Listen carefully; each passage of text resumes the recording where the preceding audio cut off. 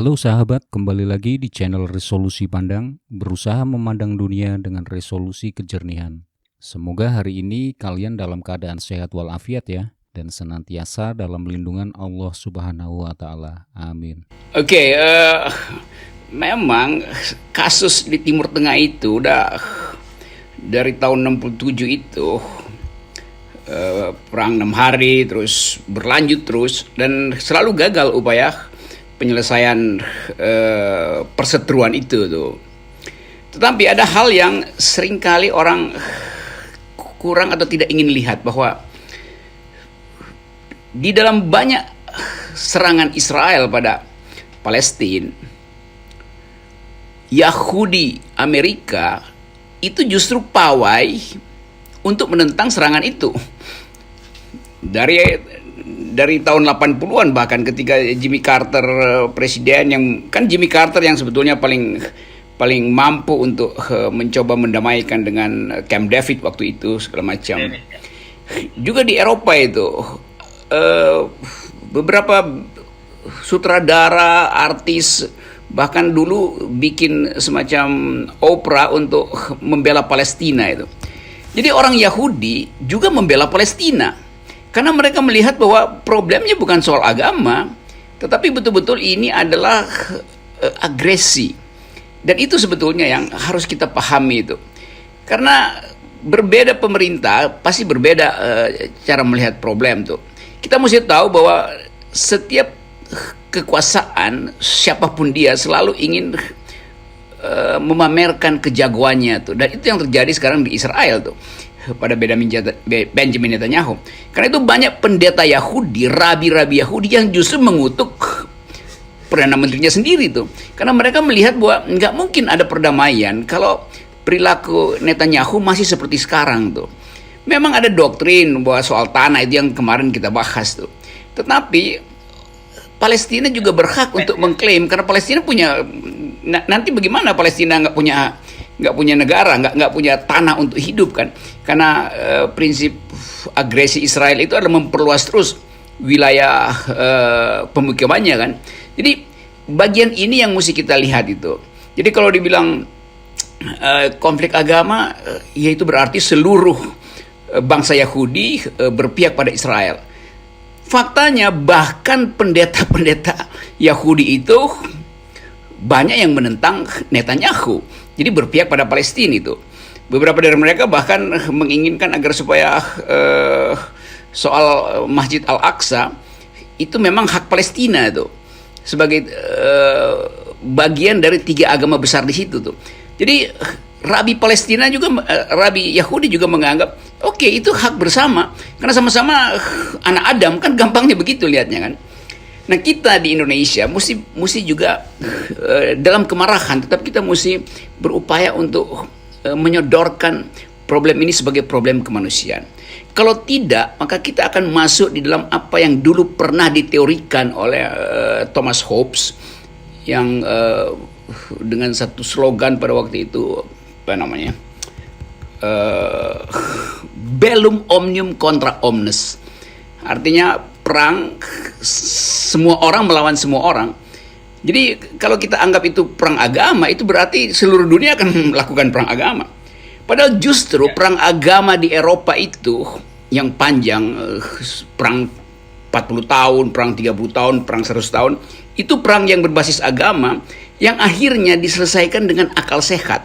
Bahwa kalau kita terus berperang dengan agama, maka lama-lama kita habis punah.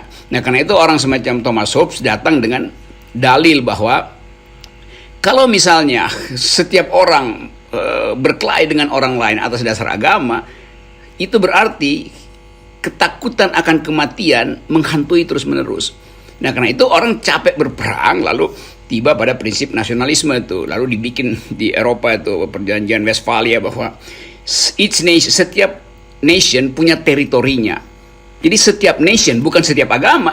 Jadi keputusan rasional pada waktu itu, setiap bangsa berhak atas sebuah teritori.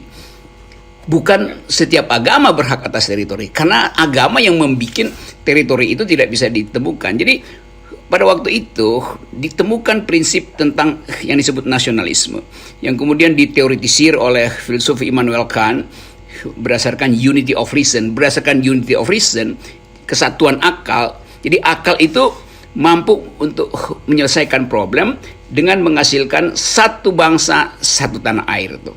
Satu teritori. Itu kemudian yang dipegang sampai sekarang yang disebut sebagai nasionalisme modern Eropa itu.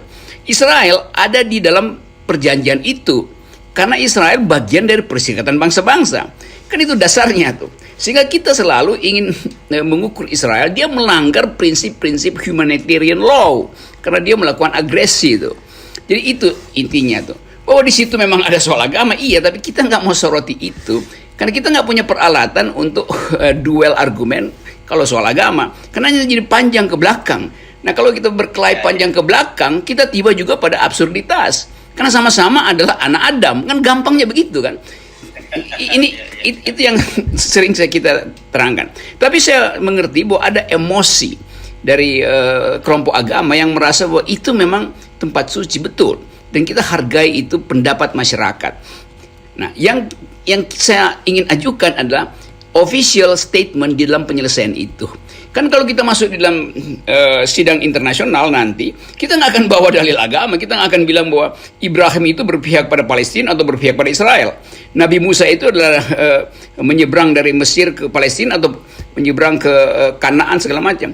Itu nggak mungkin jadi dalil di dalam pengadilan internasional. Satu-satunya dalil adalah tadi ius in bello-nya disepakati, ius ad bellum-nya justified apa tidak kan.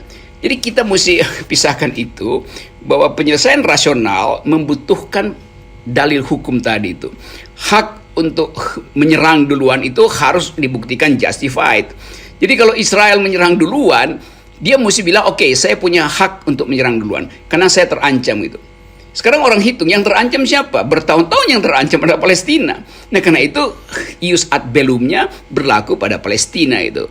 Jadi bukan soal siapa yang menyerang duluan, tapi hak menyerang itu justified apa tidak itu. Ya. Setelah itu, oke. Ya, silakan lanjut. Nah setelah itu, setelah justified, misalnya saya mau mempertahankan diri dari agresi, karena itu ancamannya udah di depan mata saya, maka saya lakukan serangan duluan. Dia justified gitu. Tapi kalau sekedar untuk menakut-nakuti, kemudian berupaya untuk memprovokasi agar supaya dapat keuntungan untuk memulai perang, itu unjustified. Maka hukum internasional akan mengatakan, Anda memulai perang dengan cara yang tidak jujur, maka Anda dipersalahkan. Bukan karena agama Anda kami persalahkan, tapi karena Anda memulai sesuatu yang tidak jujur.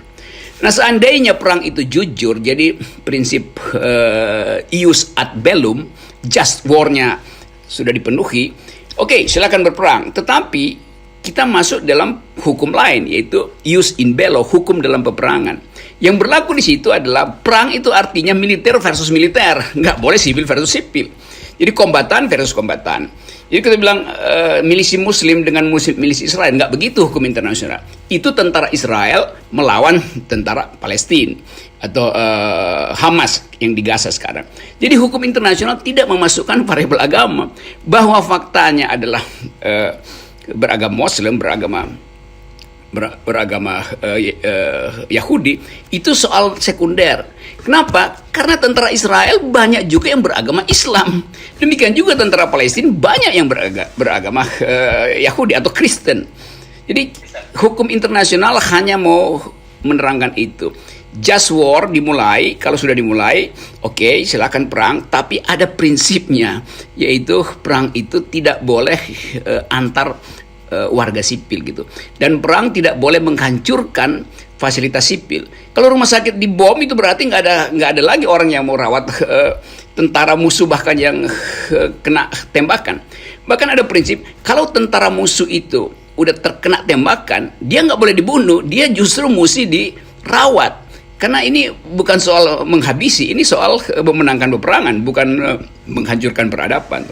Nah masalah ini memang masih sulit untuk dibicarakan di dalam masyarakat Indonesia, bahkan masyarakat dunia, karena kita kurang memahami atau kurang bisa memisahkan antara kajian rasional tentang perang dan efeknya dalam penyelesaian masalah nanti di pengadilan atau dalam negosiasi, dengan emosi kita yang terbawa oleh rasa marah kultural kita tuh.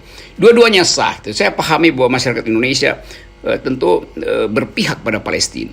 bukan karena agamanya, atau karena agamanya juga boleh, nggak ada soal, karena itu adalah emosi rakyat. Tapi bagi saya, karena perintah konstitusi bahwa Indonesia harus membela mereka yang terjajah, karena penjajahan itu melanggar prinsip just war tadi, ius ad bellum. Nah, Israel melanggar prinsip itu karena dia mengagresi bertahun-tahun dan ingin menyingkirkan Palestina dengan cara memperluas wilayah. Jadi intinya memperluas wilayah. Al-Aqsa itu adalah insiden yang memungkinkan Israel untuk mengklaim lagi bahwa kami terancam, maka kami perluas wilayah lagi. Tapi begitu dia klaim kami terancam, dia lakukan perluasan wilayah lagi. Di situ agresi Israel terhadap Palestina. Jadi kejelasan itu sebetulnya yang ingin FNN terangkan pada publik, supaya kita betul-betul ingin agar supaya perdamaian itu dihasilkan. Karena kita nggak ingin agar bahwa itu diselesaikan dengan hancur-menghancur, sehingga masuk dalam logika Thomas Hobbes tadi, bellum omnium contra omnes, yang akibatnya adalah menang jadi abu, kalah jadi arang. Kan itu, bukan itu. Nah, Indonesia terikat pada semangat untuk memperluas wilayah perdamaian. Ya, kan itu. Oke, jadi saya kira ini mudah-mudahan clear ya. Banyak pertanyaan, saya membaca komen-komen dari para viewer kita, karena saya tahu memang ada dasar-dasar teologis. Sejak awal kita menyadari itu ya, Bung Rocky, ada soal. Iya, kita tahu itu ada. Promised Land, di Al-Quran pun juga ada soal itu, tapi kita tidak mau masuk wilayah itu. Dan yang paling penting, kita tidak kemudian mengekspor persoalan itu ke dalam negeri, kan menjadi konflik yang baru di antara kita semua. Itu kan sejak awal positioning kita itu. Ya. Itu yang implisit ingin kita kemukakan sebetulnya, karena kita meraba ada ketegangan besar itu. Dan ketegangan itu yang sebut aja clash of civilization, itu sangat mungkin dia tersulut lalu merembet ke soal-soal ras, ethnicity, ekonomi yang memang lagi rawan di kita. Jadi kita sebetulnya mendahului pemerintah, karena pemerintah diam aja, pemerintah nggak bisa kasih keterangan tentang apa yang terjadi dan berupaya untuk memberi pengertian pada rakyat Indonesia itu. Jadi sebetulnya pemerintah juga ya dungu dalam soal exposure publik terhadap Palestina. Kan yang ngomong tuh justru pengamat segala macam gitu kan, yang harusnya disponsori oleh pengetahuan pemerintah. Tapi karena pemerintah nggak punya pengetahuan dan rendah diri untuk mengucapkan pikirannya terhadap Palestina, itu yang menyebabkan orang akhirnya masuk di dalam soal-soal yang non hukum internasional, yang kultural, yang sejarah, yang teologi itu. Tapi sekali lagi itu sah, karena orang pasti marah lihat kelakuan Israel tuh, apalagi umat Muslim itu. Saya pahami itu. Nah, dalam pemahaman itu kita sebagai orang yang ingin memajukan perdamaian mau melihat versi kekerasan itu dari prinsip-prinsip hukum internasional. Saya kira itu official statement saya dan FNN. Ya, oke, Bung Rocky. Jadi kita maju sedikit tadi, kan Anda sudah menyinggung juga soal justified, jadi reason to war-nya ya. Anda sudah menyebutkan, dan kalau ada juga yang mempersoalkan loh, yang pertama kali menyerang adalah Palestina, ini harus didudukkan pada persoalan sebenarnya. Ini kan dimulainya dari adanya ekspansi dari pemukiman Yahudi di Sheikh Jarrah itu kan. Dan di situ Sheikh Jarrah. Sheikh Jarrah itu ada pemukiman yang memang digusur, yang sempat saya tadi ceritakan kemarin saya ceritakan pada Anda bagaimana ketika ada dialog antara seorang warga Palestina dengan warga Yahudi. Ketika dipersoalkan mengapa mesti mau diambil tanahnya, dia bilang kalau toh bukan saya yang mengambil, nanti akan ada orang lain, artinya orang Yahudi lain yang mengambil. Kan ini absurd sekali alasan itu. Itulah itu yang saya kira mesti dipahami oleh publik di Indonesia gitu. Masih ada juga yang membela Israel di penonton kita, tapi saya kira mungkin karena ketidaktahuan, bukan karena semangat kemudian konflik antar agama. Ya, saya kira baik juga kita ambil pelajaran dari cara kita mengucapkan opini kita itu. Kadangkala pers internasional juga bias, karena sekedar dapat sensasi lalu beberapa potongan peristiwa itu yang kemudian masuk ke Indonesia itu. Jadi biasnya itu terjadi karena akses kita terhadap informasi yang lengkap justru tidak dihasilkan. Kan mestinya misalnya pemerintah bikin semacam session di dalam televisi-televisi kita, terutama televisi nasional, supaya kita belajar di situ, ada orang yang menerangkan. Nah, karena pemerintah sampai sekarang nggak tahu mau bikin apa, Bahkan pemerintah mungkin lagi duga-duga nih apa yang kita bisa bawa ke Palestina itu. Sementara Iran dan Turki konkret yang mau dibawa ke situ. Nah akibatnya publik Indonesia merasa mestinya pemerintah lakukan setara dengan Turki dan Iran yang langsung kirim milisi ke situ kan. Kan masuk akal sebetulnya kan, karena kita ingin begitu dong. Tapi kita juga tahu bahwa kemarin kita bahas Presiden Jokowi tidak punya profil yang kuat di fora internasional, apalagi di Timur Tengah itu soal-soal begituan tuh. Nah karena itu orang akhirnya bilang, oke kalau begitu rakyat yang bergerak. Nah bahayanya kalau rakyat bergerak itu dia bisa nyerempet kemana-mana. Nah jadi sayang sekali kalau energi ini hanya kita kuras untuk mempersoalkan ini agama atau bukan. Jadi sebaiknya kita anggap bahwa ada variabel agama, tapi dalam penyelesaian persoalan kita mesti masuk dalam penyelesaian yang rasional, yaitu berdasarkan prinsip-prinsip humanitarian law, karena kita terikat dengan hukum internasional. Oke, ini selingan saja karena ada tadi bicara soal bantuan apa. Ini ada video yang sekarang tengah viral, dan ini menjadi ironi karena ternyata Front Pembela Islam itu sudah membuka dapur umum di Gaza, dan ini videonya viral sekali. Yes. Jadi, oke, itu selingan, nggak usah kita bahas terlalu serius, tapi nanti ada yang baper kalau kita terlalu serius. Saya menyinggung soal posisi antara Israel dan Palestina, dan saya mengutip status dari Instagram seorang seleb internasional, Susan Sarandon, yang saya tadi sebutkan. Susan Sarandon. Ya, ini menarik sekali. Dia bilang, apa yang terjadi di Palestina itu kira-kira terjemahnya begitu, itu adalah kolonialisme, military occupation, dan kemudian pencurian tanah dan ethnic cleansing ya. Jadi pembasmian etnis yang dia sebut gitu.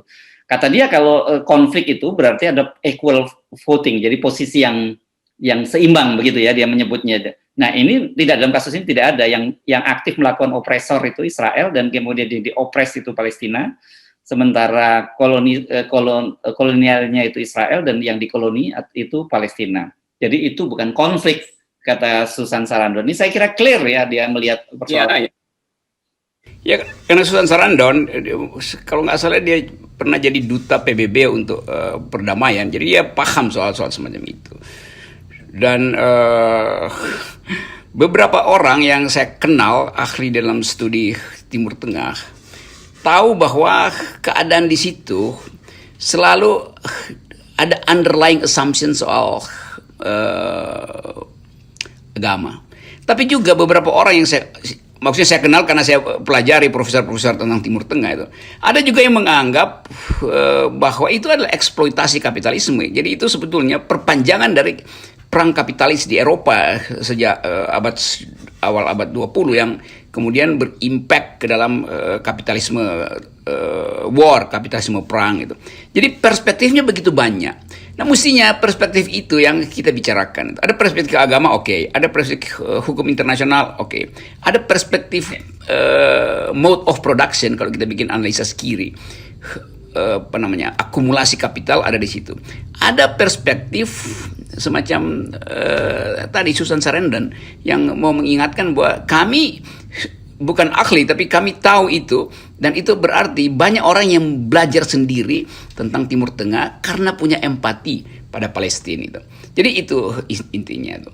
Dan sekali lagi saya kira bagian ini memang akan masih panjang dan emosi kita masih sangat tinggi itu. Dan itu berhak masyarakat Indonesia yang mayoritas Muslim berhak untuk marah pada Israel. Tapi kemarahan itu jangan diasumsikan bahwa ada kemarahan agama, karena memang identitas agama itu hal yang paling peka itu. Nah pemerintah harus hati-hati mengatasi ini nih, jangan sampai kemudian terserempet dengan hal-hal di dalam potensi konflik lokal di kita itu. Saya selalu bersimpati pada rakyat Palestina karena saya mengerti dan saya dulu banyak belajar tentang political ekonomi dari Timur Tengah, terutama basis material dari konflik Israel dan Palestina yang mungkin dalam satu kuliah akademis bisa kita bahas. Tapi dalam format ini saya kira bermanfaat sekali FNN mengangkat isu ini karena nggak ada talk show yang bicara tentang soal semacam ini.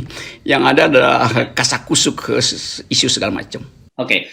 Ini satu poin lagi yang saya kira perlu saya minta Anda untuk memberikan semacam pandangan adalah berkaitan dengan positioning Israel yang dinilai sekarang sebagai satu bentuk baru dari pemerintahan apartheid. Kalau kita menyebut apartheid ini kan kita jadi ingat dulu Rhodesia ya Afrika Selatan gitu, pemerintahan apartheid ini. Apakah memang bisa masuk dalam kriteria itu? Karena pemahaman kita dulu apartheid itu adalah perbedaan warna kulit, Bung Rocky. Iya, Netanyahu dianggap sebagai apartheid justru oleh intelektual Yahudi seperti kemarin saya sebut Noval Yuval Harari menganggap bahwa ini perdana menteri yang rasis, yang apartheid sebetulnya. Jadi memang itu berlaku sekarang tuh. Dan kita diperkaya justru pengetahuan kita tentang konflik ini atau tentang pertempuran ini atau tentang agresi itu karena mereka yang dari dalam Israel sendiri yang mengkritik kebijakan dari Netanyahu. Jadi sebetulnya terbantah sebetulnya problem bahwa seluruh bangsa Yahudi ada di belakang Netanyahu. Enggak, Netanyahu itu perdana menteri yang dipilih secara politik yang pasti punya kepentingan untuk mempertahankan jabatannya karena itu dia ekspor krisis baru. Padahal kita tahu Israel juga lagi punya problem dengan ekonomi kan. Jadi kita mesti baca itu begitu. Ada hal-hal lain misalnya yang dalam menganalisis Timur Tengah itu. Misalnya dulu orang Mesir dan Israel berebut dataran tinggi Golan Heights itu. Yang ya dasarnya memang ada inspirasi teologi di situ. Tapi secara rasional, secara militer, siapa yang menguasai dataran tinggi, dia pasti lebih mudah untuk menghancurkan lawan. Karena kalau nggak ada peluru, dia tinggal gelontorin batu, lemparin batu dari atas kan. Itu juga hal yang mesti kita pertimbangkan. Kenapa dataran tinggi Golan itu selalu ingin dipertahankan oleh Israel? Karena dari situ dia bisa amati semuanya dan udah. Kalau dia nggak punya F-16, dia gelontorin aja batu dari situ. Jadi banyak aspek yang mesti kita pahami sebetulnya supaya kita bisa baca secara tepat bagaimana cara agar supaya dunia bersama-sama bisa menekan Israel untuk mundur dan dimungkinkan untuk ceasefire. Ya. Nah, saya kira clear untuk gencatan senjata. Ya, kita lihat kalau dari dua sisi tadi jadi justified dari perangnya jadi yang disebut juga use ad bellum dan use and bellum-nya ini juga jadi persoalan karena seperti kita baca juga status dari salah satu penerima Nobel Malala ya yang mempersoalkan dia melihat dari sisi dari sudut anak-anak. Jadi bahwa anak-anak Palestina itu harusnya tidak duduk di dalam puing-puing reruntuhan pertempuran, harusnya mereka duduk di sekolah. Ini pun juga Yahudi lagi. Israel juga melanggar prinsip itu. Ya Malala dulu dapat dapat Nobel perdamaian justru karena dia mengucapkan sesuatu yang justru dianggap berbahaya bagi pikiran-pikiran agama yang fundamentalis kan. Nah sekarang dia justru pro Palestina karena dia mengerti bahwa yang terjadi bukan sekedar ingin mendukung Palestina di Timur Tengah untuk menghalangi agresi Israel, tapi dia paham bahwa ada aspek lain tadi yaitu non-kombatan, anak-anak, keluarga, pekerja medis, pekerja humanitarian. Jadi Malala mengerti itu karena dia terlibat dalam isu. Jadi banyak hal sebetulnya yang justru bisa menimbulkan kemampuan kita untuk kembali menganalisis politik internasional. Karena selama ini kita gagal untuk bicara di fora internasional termasuk masyarakat sipil kita. Karena seluruh berita hanya tentang istana yang sedang pamer gunting pita bangunan baru atau jalan tol baru kan. Sehingga jalan pikiran kita untuk mengaktifkan diskusi semacam ini terhalang. Jadi ini sekaligus blessing in disguise bahwa pemerintah akhirnya diuji apakah mampu untuk menghidupkan prinsip internasional atau aspek internasional dari politik kita yang memang ada di dalam perintah undang-undang dasar, terlibat di dalam upaya memajukan perdamaian dunia. Kan itu perintah konstitusi itu. Nah, Presiden Jokowi gagal atau gugup atau gagap menghadapi problem internasional ini. Ya, baik Bung Rocky, saya kira cukup clear bagi para viewer kita yang banyak mempertanyakan beberapa diskusi poin-poin diskusi kita kemarin. Tapi kalau toh Anda nggak puas juga dan masih terus ingin melanjutkan diskusinya, masih kita tampung terus gitu ya, Bung Rocky. Mudah-mudahan. Dan ini buat para viewer kita yang open mind. Tapi buat Iya, iya. para buzzer, para hater yang juga ikut memantau perbincangan kita, mudah-mudahan Anda juga bisa punya perspektif yang berbeda dari cara pandang Anda melihat persoalan konflik di Palestina ini. Ya itu ada beberapa orang WA saya itu dicaci maki tuh Rocky Gerung dan Hersu. Itu kan pengamat politik udah abal-abal, sekarang mau ngamat internasional lagi. Udah emangnya filsuf ngapain ngomongin internasional. Jadi yang begituan ya kita seperti biasa kita buang sampah pada tempatnya tuh. Oke, sekali lagi Anda mau melihat konflik Palestina ini dari berbagai dimensi, mau lihat dari sisi agama juga silahkan, tapi tidak boleh semata dari sisi agama. Ada persoalan-persoalan kemanusiaan, ada persoalan-persoalan hal-hal lain yang bisa disoroti. Jadi sudut pandangnya sangat banyak, dan kita mesti bisa memilah-milah. Concern kita bagaimanapun juga selain perdamaian dunia, juga jangan sampai kemudian konflik horizontal di dalam negeri semakin diperparah karena terjadi konflik di Israel dan Palestina itu. Oke, salam buat para haters. Kalau followers nggak usah disalam, kita udah saling sama tuh. Oke. Yes. Oke. Hey, thank you. Thank you. Ya. Oke sahabat, jika informasi ini bermanfaat bagi Anda, jangan lupa untuk subscribe, like, dan share ya. Terima kasih. Wassalamualaikum warahmatullahi wabarakatuh.